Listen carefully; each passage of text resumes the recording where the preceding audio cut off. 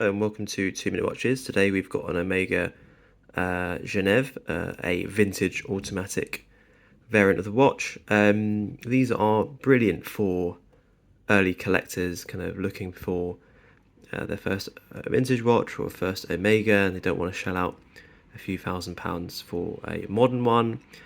You can go on eBay and find quite a lot of these for I used to remember several years ago, probably pre-pandemic, when they used to go for around 200, 300, 400 mark, and I know they have gone quite a lot since. So if you're trying to get an automatic model, I think they will range from about 400 to 700, 400 to 800 maybe now, depending on the condition.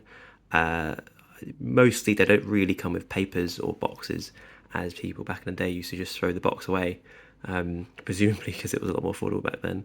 But you can often find them in quite good condition. There are some stories on eBay where you get so-called Franken watches where the dial is maybe original, but either there's been a redial, it's been touched up, they've moved some of the parts around. So do look out for that. Otherwise, what I find what's great about these is the kind of the case size at usually around 34mm case width. It's a perfect dress size or dress watch size, particularly as a lot of watches are going to the smaller dial size now. It probably fits in with the recent trend. You've also got a very very gorgeous sunburst kind of silvery dial there, champagne silver kind of vibe, which is a timeless classic really. You know, it's simple.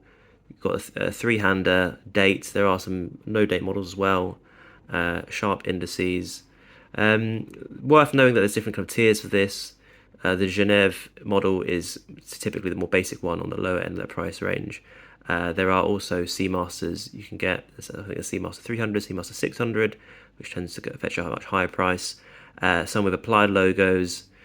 There are some quartz models as well. I think during the quartz crisis they started to put a few quartz models in as well. They're often a bit cheaper, so if you just want to maybe test your kind of experience around the kind of vintage Omega front, that can be a way in, a bit cheaper. Also, you might be less worried about the movement and possible need for servicing later on.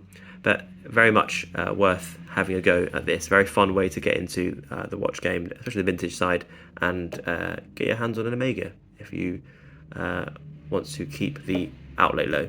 Thanks for watching.